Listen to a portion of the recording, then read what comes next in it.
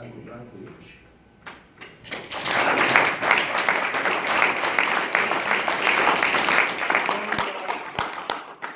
Before though I pass the floor to him, I would like to say just a couple words here. The sweet thing about introducing him is that he doesn't need introduction, because you all know and have known him for already probably more than 17 years, since 2000, 2001. He hasn't missed a meeting here and in the ISE, not only as participant, but as a participant in the leadership, as chair of the division of material science of the ISE, and currently chair of the Deposition division, and all throughout the leadership all these years. So with that, though you know about that, you don't know that we know each other for more than 20 years, and we both started it back in 1996 in Arizona together, where he was just starting graduate student and I was joining the group as a postdoc.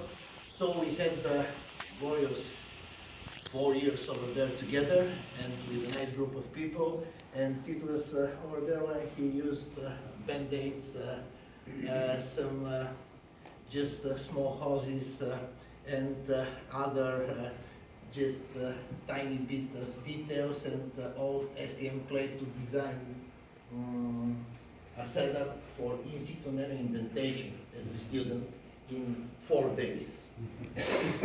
And then he moved to the group of Dr. Radoslav Fajic in Brookhaven National Lab, where he learned catalysis and mastered catalysis, and now he's surprising us with outstanding achievements even in this field. But the most important thing for over there was that he established the field for many of us to start developing the surface limited glow.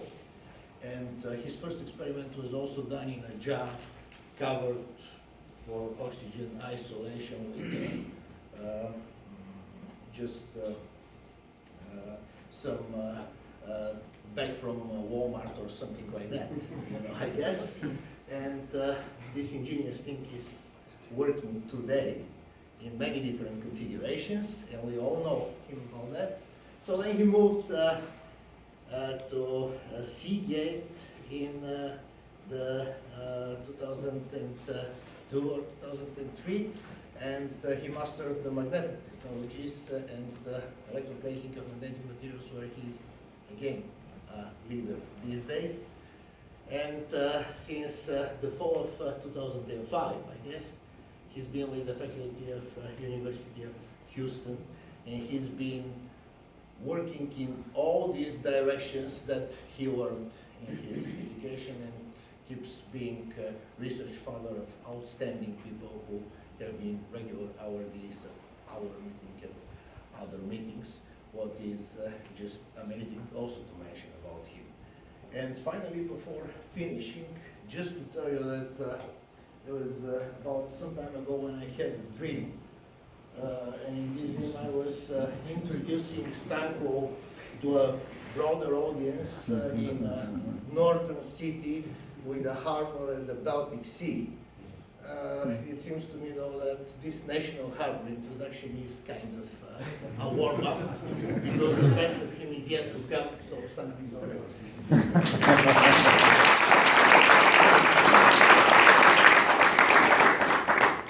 Thank you very much for this introduction. We need to now make it to fulfill the expectations. It's probably tough though. So thank you everybody for coming today for my talk. What I'm going to present is an assembly of the data that span probably 20 years. My work with the common concept where the UPD monolayers are used as a promoter or assisters in metal deposition.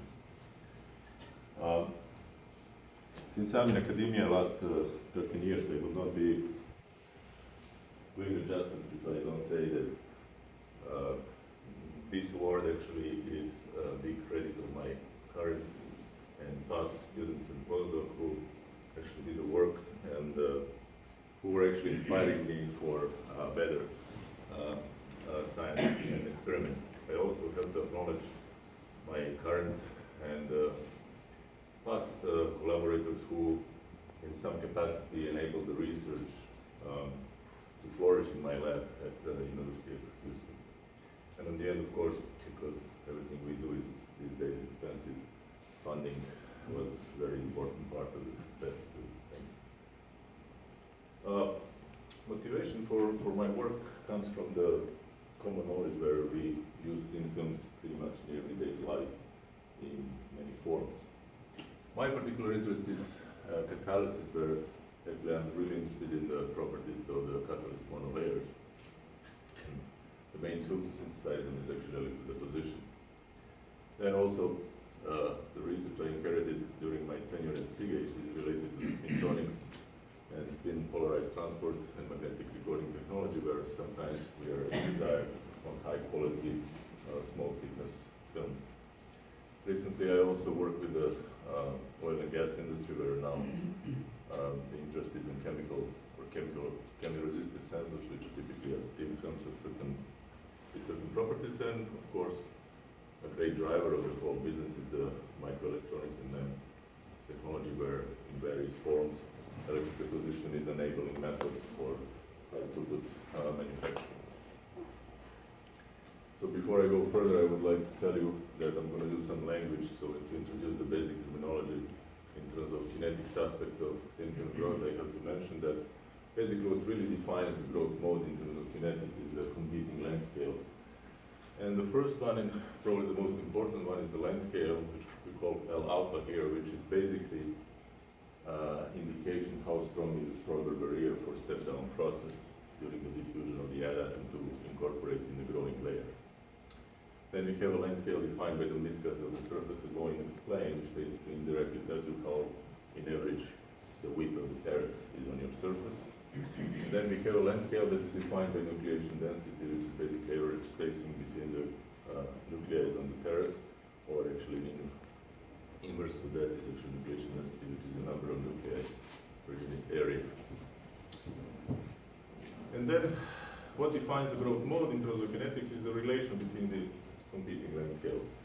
So if we have very small terraces, where basically the LN, which is the spacing between the nuclei, is much bigger than the length of the terrace, pretty much every flux or everything that comes down the surface incorporates in the growing steps, and we have a stable step flow. That's a really common trick in high temperature single crystal growth in semiconductor industry for silicon or germanium or some other crystals.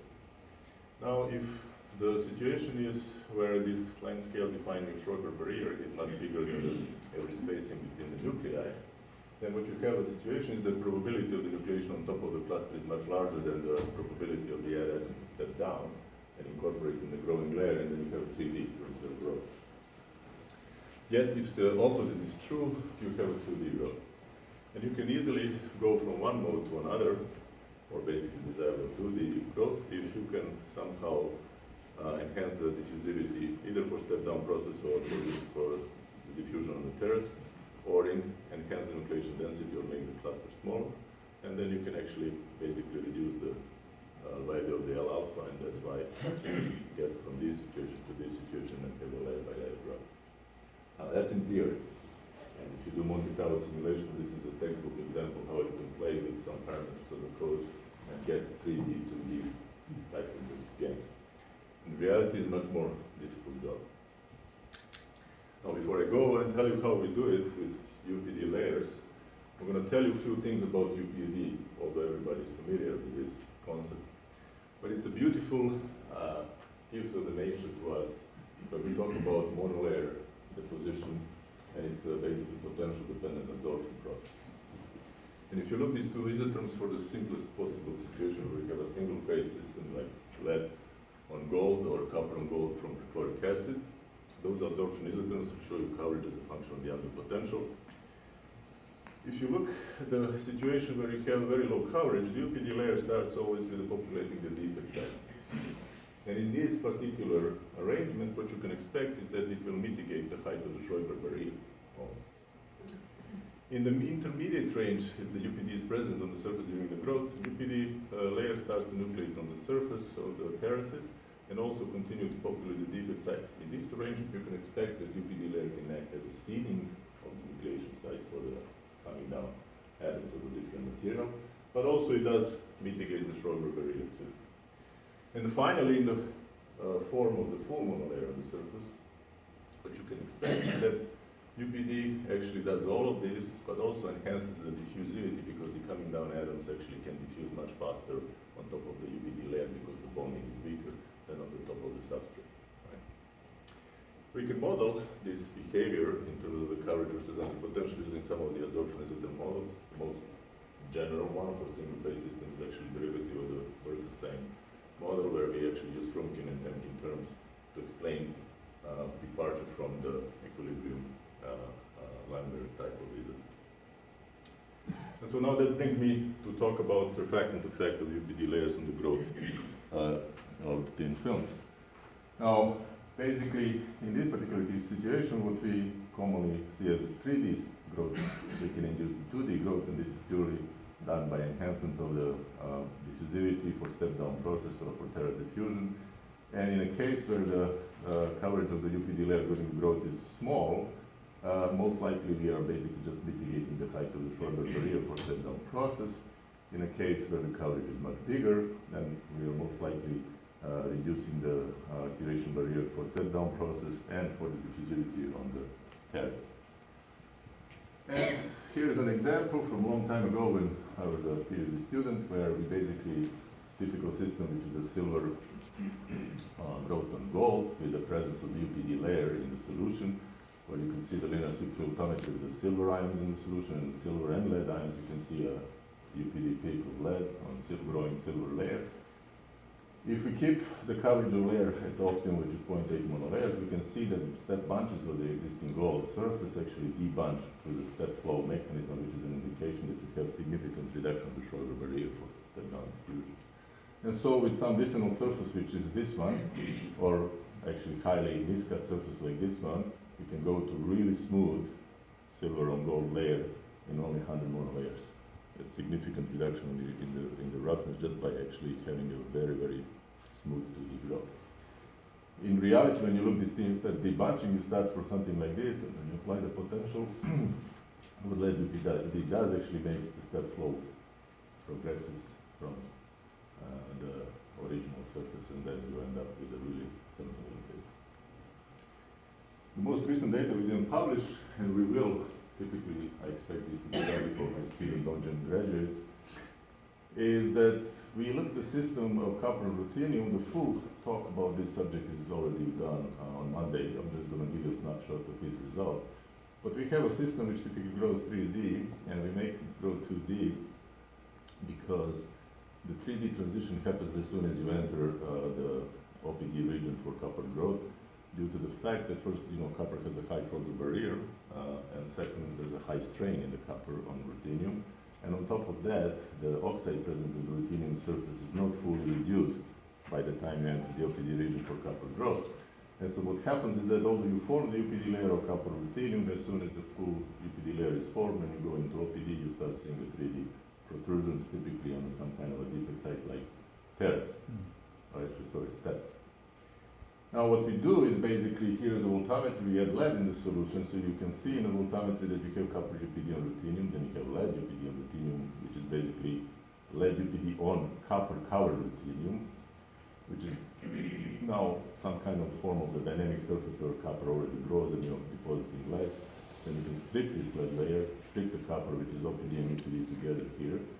And so that gives you an idea that we can actually cycle, or we can actually sit someplace here at certain potential, which we do at minus 200 millivolts, forming a full UPD layer while we're growing copper, and you can see progression from ruthenium surface. We are succeeding in growing perfect, nice 2D pellets, plates of the copper. Now I'm going to give you an idea what the defect-mediated growth is. The name is awkward, didn't come from me. I'm not going to tell you the story how this name is derived, but it was based on the wrong perception of the mechanism. But the bottom line here is that now you can, with the same idea, having a lead UPD layer, lead metal in the solution while you're growing something else, you can conveniently exploit the thing that you can cycle the potential and periodically deposit and strip the UPD layer while you're growing your metal. And that causes few effects. One is that, first of all, you can enhance the nucleation density due to the flux mitigation, and you make the clusters that nucleate much smaller. And also because the lead is present on the surface, for example, in this case, for the silver growth, you can actually reduce the height of the shorter barrier. And that's evident here because you can see that the size of the cluster where nucleation on top starts is here at around 200 to 50 nanometers, while typically, for this system where we know that 3D growth exists is at around 80 nanometers. So both mechanisms of the motion operates. Now, how this really works is that basically you're constantly in the OPD region for the silver growth, and your cycling potential where you can periodically strip and deposit UPD layer. So the flux is very high here, and then you dissolve this layer. And in each cycle you can see the layer, and you can see progression of the layer growing after it's seeding, and the second layer on top nucleates. And so you go like this, and you can see that, basically you have evolution of the 2D growth. And on the end, if you do this many, many times, in cycling, after a while, you can develop a very nice high contact epitaxial 2D film. Now, with the same approach, we look again our system, which is the copper and ruthenium. We know it goes 3D. And then you can see the same type of the cycling photometry I already show. We can identify copper UPD, then lead UPD on copper covered ruthenium surface. And so if you choose the right potential range for cycling where you can deposit and strip the lead from the surface while you're growing copper, after 5 minutes of growth, we engage the STM and we see really, really nice flat layer. When we first got that, I was kind of, oh, how did you get it at the first time? Because it took me 4 months when I was a grad student to find the right condition. And then I said, how about you dissolve and sit on top of this and let's see what is under. And so he applied more positive potential, and you can see this copper layer dissolving. Here's the ruthenium surface that sits under this layer. Then I said, how about now you grow this layer again? And he does grow the layer, and basically you can see it's almost one-to-one matching between here and here. So the bottom line here is that DMG growth with this mechanistic stuff that I explained actually leads to a 2D growth of copper and ruthenium without too much trouble.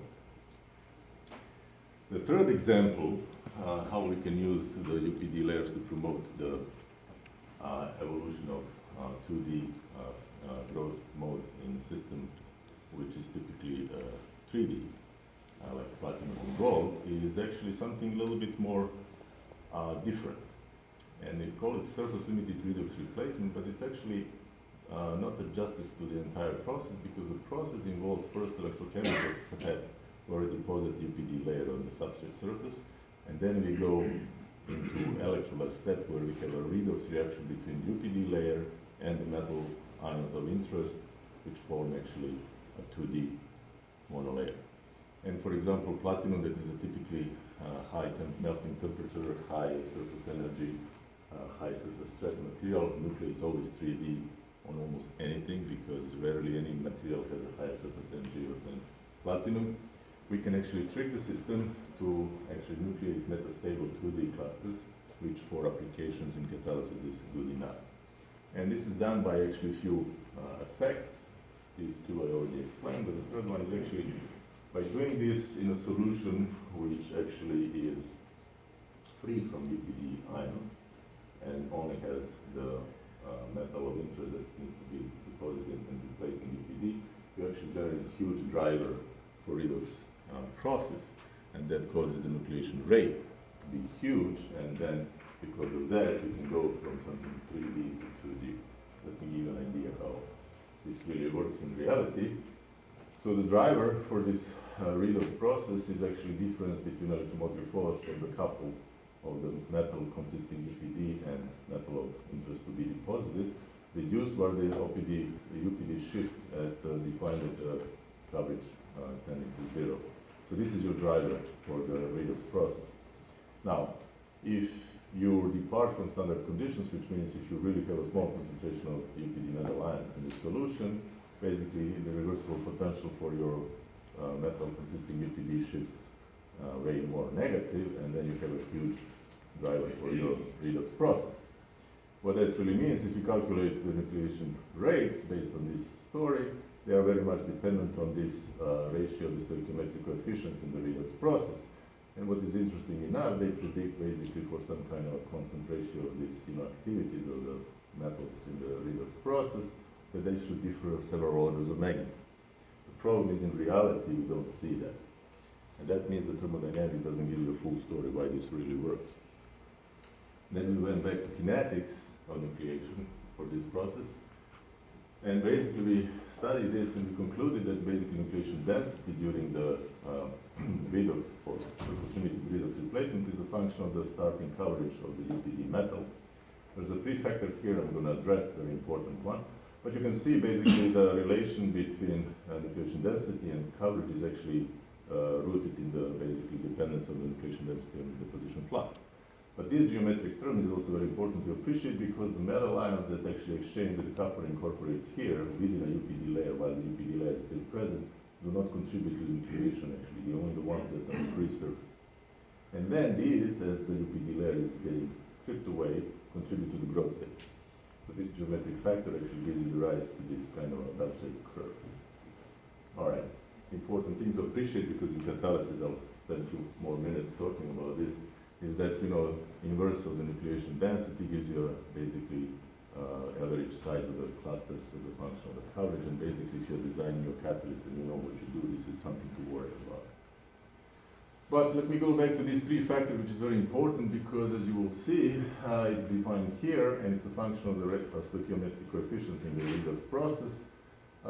Surface concentration of the UPD layer that is formed to be replaced in the redox process. And then this K is basically rate constant of the surface limited redox replacement. This is diffusivity of the depositing metal, and this is a hopping distance squared.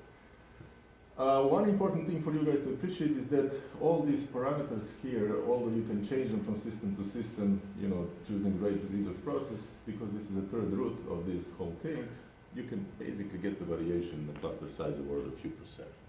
The only thing that really matters is that how you can tweak the rate constant of the redox process. And one example here is that you can change the constant for redox process by going from transport limited redox kinetics to surface limited redox kinetics by mixing for about 50 times. Now if you take the third root of that, this is about 300% difference in the cluster size that you should expect due to the nucleation. Now 300% is a big thing because if you design the catalyst, as you will see later on, you can actually go from something that really works to something that doesn't, and back and forth. But we continue studying this a little bit more, and this rate constant for surface limited redox replacement is a function actually of metal concentration that you are actually depositing. And basically the linear relation gives you an idea that this is the order of the reaction in terms of the metal deposition species 1. One important thing to appreciate here is that we initially didn't appreciate that actually concentration of the UPD ions in the reaction solution does also affect the kinetics.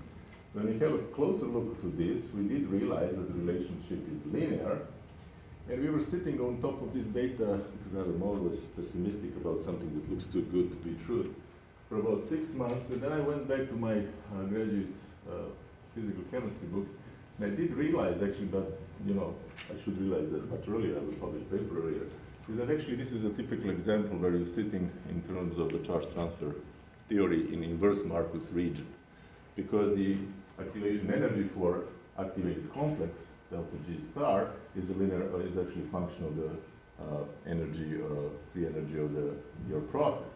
And so if you reduce the free energy of the process, which means you're introducing lead ions in the reaction solution, basically you're reducing also activation barrier for activated complex. That's why your reaction rate is faster. And then interestingly enough also the system, because we talk about aqueous solution, is also a function of the concentration of the supporting electrolyte. You can tweak the value of the rate constant by changing the different concentration of the supporting electrolyte. And like symmetric one like this is actually inverse square root of dependence. And it turns out the more concentration of supporting electrolyte you have, actually the by length that screens the charge of the ion is actually much shorter. And what that really means that reacting ion with UPD has to come in a closed encounter, which means in probability it's a lower probability than when the bilent is bigger and the charge is felt at the larger volume of the solution. And that contributes to a slower kinetics. So basically, it's a very elegant way to treat the wave constant for the surface limited electric replacement. Now, why is this all important? Because one of the most immediate application of this was actually work for catalyst monolayer design. And now it's a big difference now whether you're making small clusters or big clusters in terms of the performance of the catalyst monolayer. Now, purely academic exercise and calculation done by Norskov always treat beautiful continuous monolayers on the substrate, which is never the truth in reality. All right? And so what it predicts is actually that if you have a tensile strain due to the epitaxy, the energy center of the band energy will shift towards the Fermi level, you should have more active catalyst. If it's a compressive epitaxial strain, then it should go away from the Fermi level. That means you have less active catalyst. And that was a trend that's been republished about 25 to 30 times. And in many, many other experimental papers it's been cited. The problem is this is also only situation in a few real systems like palladium, which grows 2D monolayer UPD on different places. However, if you have a platinum, it's always 2D clusters, and which means you have a finite size effects because you don't have a bonding on the periphery. That means that the average cluster strain, actually the strain in the cluster is a function of the radius, but the average strain is actually something more complicated, and it's not set by the epitax. That's the bottom line. And now, when we think about calculating this for a platinum on gold, you can see that the smaller the cluster, the departure of the average strain from the epitaxial strain set by the misfit of the lattice is huge. Right? And keep in mind that we can actually control the cluster size or layers by actually controlling the kinetics of the surface limited radius replacement. And what that really means, we did a DFT to see how big effect is in terms of the bender center shift. And you can see it basically trails the surface strain in these clusters, which means basically for a reaction like hydrogen oxidation, which is basically Tafel-Warm mechanism at lower potential, where the Tafel step is the rate controlling one, which is basically dissociative absorption of hydrogen on the surface. If you have more compressive strain, your D-band is way down. If you have more tensile strain, the D-band is way up, and so this is supposed to be more active than this. And that's exactly what we've done. We synthesized in average populations of the clusters that are smaller, bigger, and so on, and we were looking at the activity for hydrogen oxidation reaction, which is defined here by parameter exchange current density. And what we did see is basically a nice relation where basically the bigger clusters are more active than the smaller ones, and the difference is not small, it's about 0.5%. So performance of the catalyst is a wave function, how you may actually synthesize this, how you create conditions for surface limited radius replacement. Now, just to give you an idea, this is a system, platinum and gold, which is actually very weak ligand, right? Gold is almost no ligand to platinum. So it's all about strength. The problem is, when you have a system like platinum and palladium, it's a strong ligand effect from palladium. And the cool thing about this system is that it's very small strain, in fact, it's 0.85% negative, right? And what you should expect from calculations on Norskov is that if you look CO absorption on palladium and platinum, if you have a monolayer of platinum palladium, you should expect that this basically bond or frequency is in between these two. That's basically a ligand effect. But it's not. It looks like the CO is more weakly absorbed on either platinum or palladium. Now, how do you explain this? Well, we did some analysis of our layers, and we figured out that the average cluster size from the population that we investigated is around 40 nanometers square, and luckily my colleague could actually calculate exact strain map for realistic size of the cluster. And this is basically strain map where there is red is actually very compressive, and then as you move to the center, it actually changes. And so the average strain in this type of a cluster that represents my population is minus 3%. So if you look at the Norskov prediction, you should be here. This is coherency strain, and you should be in between. However, if you treat everything with a strain that is coming from the finite size effect, you can see that you're recovering actually the results. So this has been recently published in JAX. Now, because I did appreciate these finite size effects more and more, because this is something that actually is quite useful tool when you design the catalyst monolayer, then we went one step further. And we looked at the system ruthenium on gold with surface limited relative placement of copper UPD, where we can generate sub-monolayer two-dimensional clusters of ruthenium. And then we looked at lead UPD on this type of layer, and we did realize that actually lead UPD starts by decoration of the defect sites on the surface, either gold or ruthenium, which means you can actually conveniently choose the potential where ruthenium only decorates the perimeter of your, the lead only decorates the perimeter of your ruthenium clusters. And if you do that, then you can go back and replace this lead decoration with platinum, and you can generate these, we call them core edge structures. And it turns out, because of the finite size effect, because you don't have pair bonding, you have some ripple forming on ruthenium, because ruthenium has weak interaction with the gold. So the epitaxy actually, and the bond with the gold is weak, so the actually ruthenium can make these ripples. And that creates interesting math for adhesion or absorption actually of the OH and CO.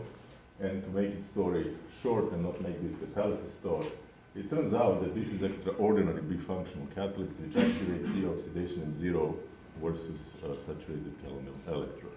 Now, there is an interesting glitch here where there's a transport limitation at this catalyst for CO oxidation, which is related to the transport of CO from the center of the cluster towards the active interface between platinum and ruthenium. But then as soon as it gets activated, it's about several orders of magnitude more active than platinum-ruthenium monolayer alloy, or ruthenium, or platinum monolayer catalyst on gold. And now obviously we can control the cluster size by playing with the kinetics, that's nice, but what about being a little bit more precise? So what about if I really want clusters that to be like 1 nanometer, or some theoretician calculates and say, how about you can make 2 nanometer clusters? That's supposed to work for this reaction, right? So the idea comes with this concept, which is purely academic, because in reality I don't know how we're going to make it work with nanoparticles, but you can generate molecular templates using supermolecular templates or some adsorption process, and then you can do UPD through these templates and replace the layer while the template's on the surface, or you can first generate UPD layers, put the template, and then do the SLR after that. I show you an example here with bipyridine, where you can get elongated platinum clusters on gold. And here I show you an example with pyridine and melamine, where you do get assembly of platinum clusters. It's not really a perfect light, but you can see that I can actually. I mean, I didn't show you the size of these templates, but the size of these clusters closely matches the opening in the supramolecular templates on the surface. So there's an interesting development in this area where if you can generate some templates that are catalyst friendly and so on, maybe we can actually get the cluster size control even super precisely, right, defined by these kind of openings in supramolecular layers. But now the question is, can you make platinum gold 2D continuous monolayer on gold, which is a holy grail, right? Already done maybe by some groups, but in my group we read some old papers by Utner and Ziegenthaler where actually they played with rhodium and they deposited 2 UPD layers. First I think was copper, second was something else on top of that. And we did the same thing by depositing copper UPD layer and then lead UPD layer on top of the copper on gold. What I'm showing here is the linear sweep voltammetry of stripping, and you can see 2 clearly defined thermodynamic peaks. One is for lead stripping, one for copper stripping from gold.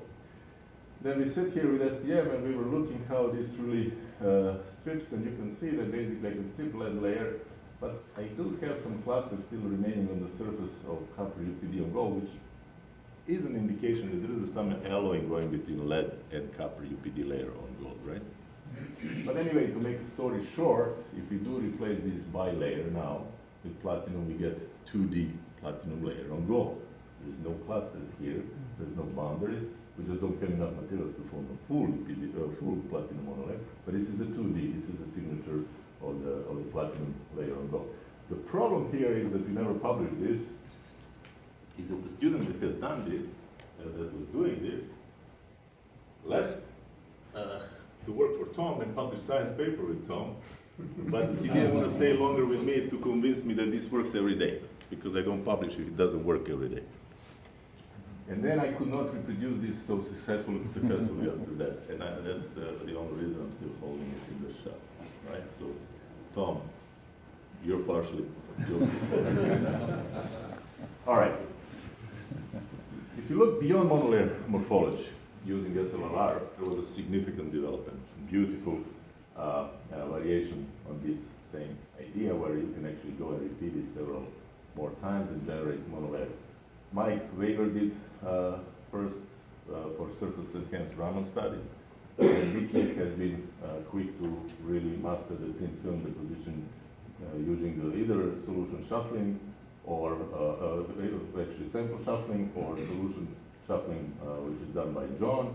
And then later they developed this hybrid approach, which is called one pot, where we have ELDP, which is electrodeposition step, which creates UPD layer on the surface with minimal amount of depositing material, and then the rest of the deposition goes in at open circuit through surface limiting gravity replacement. So we've used that one pot, I call this one shot, process because we were interested to grow and modify gold surface with controlled amount of palladium for chemoresistive sensors application. Now, the only thing here which I should really tell you is that gold film here is only 5 nanometers, right? So it's really ultra thin. And the play with the surface chemoresistivity is mainly through introduction of the defects and some chemical affinity of palladium for the particular underlying. But the cool thing here is that because we know how the open circuit potential transients depends on the properties of the UPD layer, these interaction parameters F and G are also the function of the UPD layer interaction with the substrate that we put on. And if you do several replacements, like in the first step, you can see the transient has one shape when you have a gold, and then as you keep covering surface with palladium, at one point there is no difference anymore in open circuit transient because the whole surface is palladium-like, right? So this is a nice way of actually controlling and minimizing the thickness, because in chemoresistive sensing you don't want to go thick. It has to be really thin one. So the most of the electron scattering is actually surface induced, not bulk. And so here are some interesting results where basically we can see that pristine gold has pretty good sensitivity, but not as good as the gold layers that are covered with palladium introduced for several tens of cycles. And you can see also important thing, that there are two regimes for sensing, one which is related to the population of the sulfur 2- to the defect sites, which is a huge jump, which is also the size that scatter electrons more than the Terra sites, which is this part here. And actually this model from literature fits our data pretty well. And so now new development in this area is that we stumbled across an interesting phenomenon which is called electrolyte-led monolayer deposition.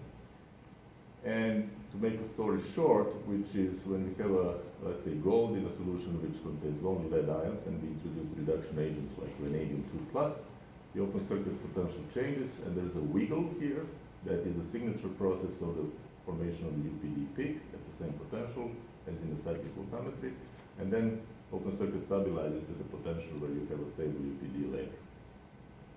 Now, when I investigated this, I said, yeah, okay, that's good, but let's do something more quantitative because I wasn't really to believe immediately in this data. So we did the quartz microbalance, and we measured actually the mass change corresponding to about 370 nanograms per centimeter square, and for the UPD lead monolayer on gold is around 200, 350. Now, this is calculated for the perfectly flat, which is no roughness factor involved, so basically the real surface has some, variation. Also, when we do the stripping in only perchloric acid solution of this UPD layer, we have pretty much signature of the same kind of a layer that you actually have when you do the stripping of the lead UPD from the gold. The only difference in potential here is that we don't have any lead ions when we do the stripping of this layer, and so that means the reversible potential is shifted more negative, so that's why you see the shift. Otherwise, it would happen at the same place if you introduce these lead ions in the solution. And then we did some in situ STM to convince me furthermore that this is really going on. This is the pristine gold surface at the circuit potential. And then this is basically after introduction of the vanadium in the solution. It kind of looks a little bit blurry because there was a lot of things going on, reduction. Then I told my student, how about you go more positive, start stripping lead, and as soon as he did more positive, we start seeing the signature of the lead actually layer on the surface being dissolved, and we went all the way to 650 to recover clean gold surface, because keep in mind we have reduction agent in the solution, vanadium, and that's why the stripping potential is actually shifted to way more positive. Otherwise it would happen as I show you here in the wood cabbage. Now the good thing about this is to have undergraduates in the lab, which are electrical engineering, in my lab, which is electrochemistry lab, because they can play with stuff. Now let me tell you first this story, and this is the gold surface, and after 2 cycles of electrochemical electrolysis ALD process, we put some platinum on the gold surface, and this is the morphology of the beautiful 2D clusters, and they are actually having a signature of the hydrogen absorption, which is pretty nice. If we do this in the copper, nanowires embedded in silicon, we get selective growth of platinum and copper, and after 60 cycles, we have beautiful platinum layers on the copper, which I use as a edge stopper in the semiconductor block. What I have here is that my student played for last month and so, making the setup for electrochemical, or actually electroless atomic layer deposition, where we actually use some old parts, and you can see we can change the solution, introduce the spin to get rid of the solution, then go with this.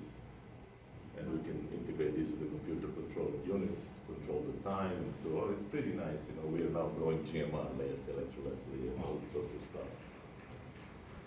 Before I really conclude, let me show you one more example how the UPD, electroless UPD layers help us growing, like for example, cobalt layers. And this is some example of the electroless chrome cobalt using titanium 3+ as an additive, and the same situation we can actually deposit on the copper lead monolayer electrolessly, and then in the second step grow electroless cobalt on this surface that is pre-covered with the copper UPD or copper electrolessly deposited monolayer, and we say quite different morphology.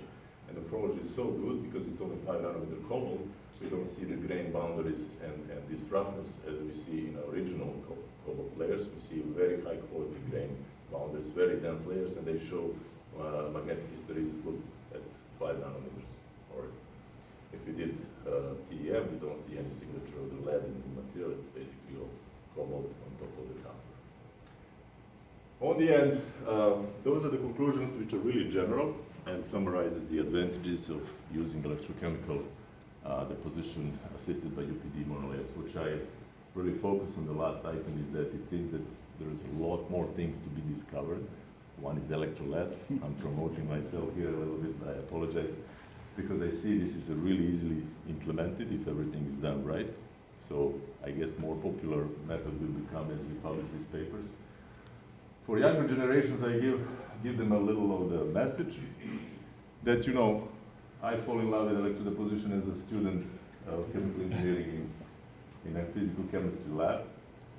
And then over the time, a lot of things has happened, and this love to UPD never left me. I kept coming back and doing a little bit when I could. And when I became an academician, then I really put all my mind into this. But it's been a long road, and as they say in one song of AC/DC, it's a long way to the top if you want to rock and roll. But what I say to younger guys, if you love what you do, that road is a joy trip, and love what you do, and recognition will come at one point sooner or later. It doesn't really matter as long as you do what you like to do. Thank you, my colleagues, and thank you for coming.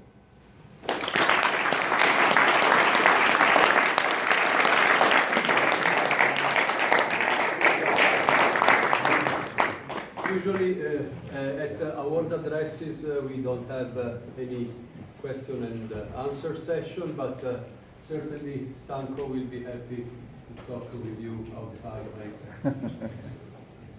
Now there is the